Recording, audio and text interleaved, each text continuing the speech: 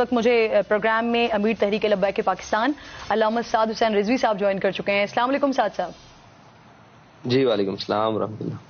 سعد صاحب، آپ نے حکومت سے پیٹرولیم مصنوعات کی قیمتوں میں کمی کا مطالبہ کیا اور اس کے ساتھ ساتھ یہ الٹیمیٹم بھی دیا ہے کہ اگر 10 مئی تک قیمتیں کم نہیں کرتے ہیں تو پھر آپ اسلام آباد کی طرف لانگ مارچ کریں گے. تو سر کتنی کمی چاہتے ہیں آپ پیٹرولیم مصنوعات کی قیمتوں میں؟ بسم اللہ الرحمن الرحیم. جی یہ ہمارا مطالبہ پچھلے تقریباً 2.5 ماہ سے چل رہا ہے جی، اور حکومت اس کو اللہ تعالیٰ سے کام لے رہی ہے، بلکہ 2 روپے کم کر کے یا 5 روپے کم کر کے 15 روپے بڑھا دیتی ہے، یا 7 روپے کم کر کے 10 روپے بڑھا دیتی ہے. تو ہمارا یہ مطالبہ یہ ہے کہ یہ 14 فروری والی قیمتوں پر دوبارہ پیٹرول کو مستحکم کیا جائے تاکہ کوئی سہولت کی زندگی جی سکے اور سکون کی زندگی جی سکے. 250 روپے کے قریب اگر آپ کہہ رہے ہیں تو ابھی کچھ اطلاعات ایسی آ رہی ہیں کہ شاید حکومت 5 سے 7 روپے کمی کرنے جا رہی ہے. تو اس کا مطلب یہ کہ اگر یہ کمی ہو جاتی ہے تب بھی آپ کے لانگ مارچ کو کوئی فرق نہیں پڑے گا، آپ لانگ مارچ کریں گے 10 مئی کے بعد؟ جی انشاءاللہ لانگ مارچ کریں گے، اور حکومت سے مطالبہ بھی کریں گے کہ جب تک نئی حکومت نہیں آ جاتی تو اس پیٹرول کی قیمت کو مستحکم کیا جائے، یہ روز روز کا تماشا بند کیا جائے کہ ہم سو کر اٹھتے ہیں اور ایک ہمارے سر پر بوال پھوڑ دیا جاتا ہے اور ہمیں پتہ نہیں ہوتا کہ ہم نے صبح ہمیں کوئی چیز میسر ہوگی یا نہیں ہوگی. 5 سے 7 روپے کمی سے تو آپ ماننے والے نہیں نظر آ رہے ہیں، کیونکہ آپ کہہ رہے ہیں وہ 14 فروری والی قیمتوں پر واپس آئیں. تو پھر اب آپ کا پلان کیا ہوگا؟ لانگ مارچ کریں گے یا اسلام آباد آ کر دھرنا دیں گے، دھرنے کی شکل اختیار کریں گے؟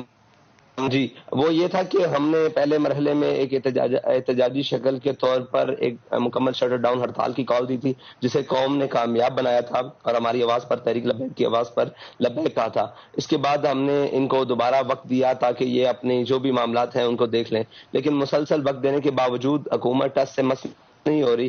تو اس کے لیے پھر انشاءاللہ وہ جو بھی ایک احتجاجی عمل ہے وہ ہماری تحریک نے بنایا ہے. انشاءاللہ 11 تاریخ کو ہم اسلام آباد کی طرف لانگ مارچ کریں گے. سر دھرنا کہاں دیں گے، کس پوائنٹ پر؟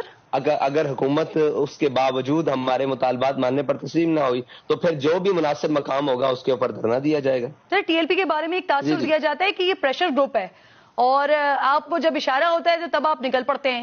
پاکستان تحریک انصاف تو اس وقت یہ مومنٹم بنا رہی ہے کہ آپ کو اشارہ ہو گیا ہے اور اس وجہ سے پھر آپ یہ دھرنے اور لانگ مارچ کے لیے نکل رہے ہیں. اس سے الٹیمیٹلی حکومت کو فائدہ ہوگا اور حکومت یہ ایک بیانیہ بنا سکے گی کہ دیکھیں اس سچویشن میں ہم الیکشن نہیں کروا سکتے کہ جب ایک گروپ نکلا ہوا ہے وہ لانگ مارچ کر رہا ہے، وہ دھرنے دے رہا ہے.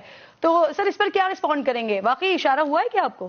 تحریک لبیک پاکستان اپنے نظریے اور اپنی بنیادی اصولوں کے اوپر سیاست کرتی ہے، نہ کسی کے اشاروں پر چلتی ہے. سوال یہ ہے کہ اشارہ کس کا تھا جب جناب ٹکٹیں لے کر دے کر اور جناب ملک کی وہ سارے الیکٹیبلز کو نہلا دھلا کر پی ٹی آئی میں شامل کیا گیا؟ پھر کس کا اشارہ تھا کہ کشمیر بیچ دیا گیا؟ پھر کس کا اشارہ تھا کہ اسمبلیاں توڑ دی گئیں؟ یہ ہم سے نہ منہ کھلوائیں گے تو بہت ساری بات سرے بازار ہر چیز گردش کر رہی ہے. ہم اشارے پر نہیں ہیں، ہم نظریے پر ہیں. وہ نون لیگ کا دور ہو، وہ پی ٹی آئی کا دور ہو، وہ سارا کچھ ہو. اصل میں تکلیف یہ ہے کہ جب ہم نکلتے ہیں، جب ہم اپنا ایک معاملات اور اپنی کمپین چلاتے ہیں تو اس وقت کہتے ہیں کہ ٹی ایل پی والے نکلتے نہیں ہیں، اور جب ہم نکلتے ہیں تو پھر یہ کہتے ہیں یہ کیوں نکلتے ہیں. مسئلہ یہ ہے کہ اس وقت پی ایم ایل ہو، پی ٹی آئی ہو، پیپلز پارٹی ہو، نون لیگ ہو، کوئی بھی جماعت ہو، وہ اپنے مفاد کی سیاست کر رہی ہے.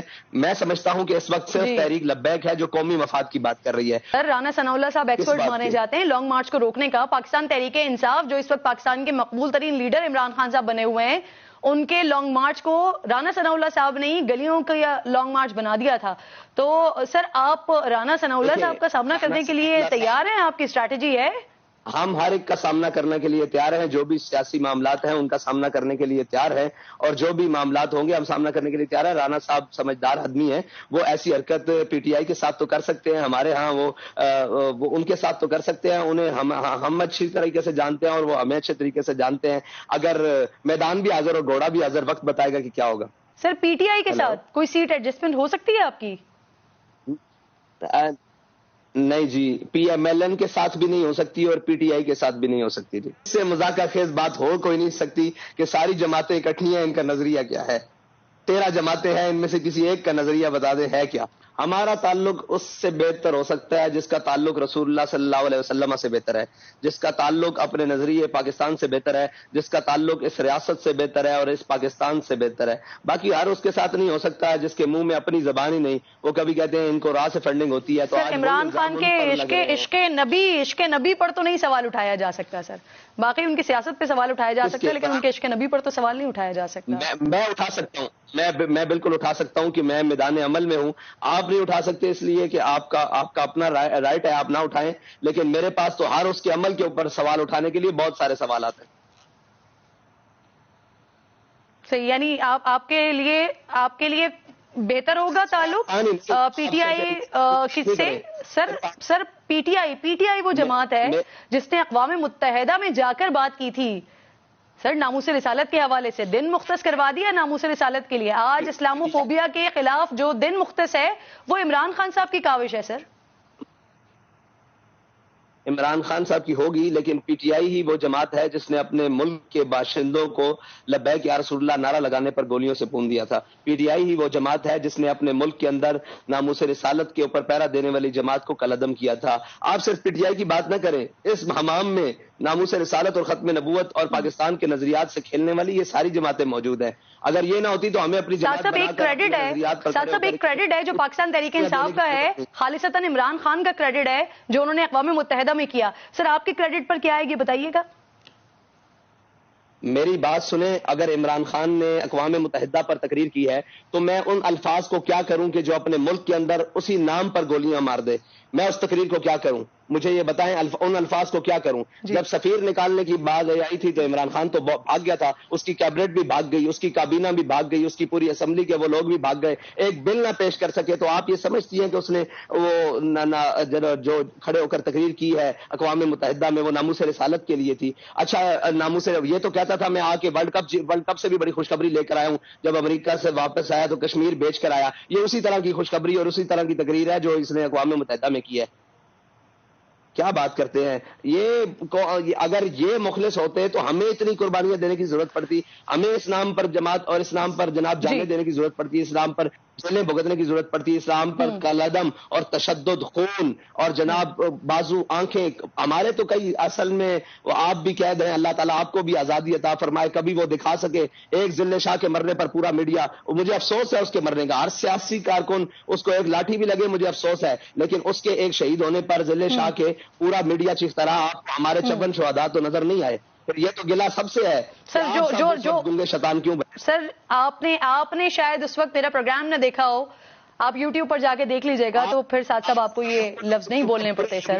اس وقت رمضان میں جو کچھ آپ لوگوں کے ساتھ ہوا تھا، اگر آپ میرا پروگرام دیکھ لیتے تو آپ مجھ سے یہ بات نہ کر رہے ہوتے۔ ساتھ صاحب دیکھ لیجئے گا۔ خیر سر میں آپ سے جاننا یہ چاہ رہی ہوں، مجھے یہ کہیے گا پلیز، اگر آپ کی جماعت سے کوئی وزیر اعظم بن جاتا ہے، کل آپ وزیر اعظم بن جاتے ہیں تو جو مسئلہ کشمیر ہے، یہ حل کروا لیں گے ساتھ صاحب؟ انشاءاللہ کروائیں گے، کیوں نہیں کروائیں گے؟ ہمارا بنیادی پہلے اصولوں میں سے ہے، مسئلہ کشمیر بھی حل کروائیں گے اور اپنی ہمشیر ڈاکٹر عافیہ صدیقی کا مسئلہ بھی حل کروائیں گے۔ بہت شکریہ سعد حسین رضوی صاحب، سربراہ ہیں تحریک لبیک پاکستان کے پروگرام میں ساتھ موجود تھے۔ حکومت سے مطالبہ کر رہے ہیں کہ اگر پیٹرولیم مصنوعات کی قیمتوں میں کمی نہیں کی تو 10 مارچ کے بعد لانگ مارچ بھی کریں گے اور دھرنا بھی دیں گے 10 مئی کے بعد۔ لیٹس سی کہ حکومت کی جانب سے اب کیا اسٹریٹجی اپنائی جاتی ہے TLP کو روکنے کے لیے۔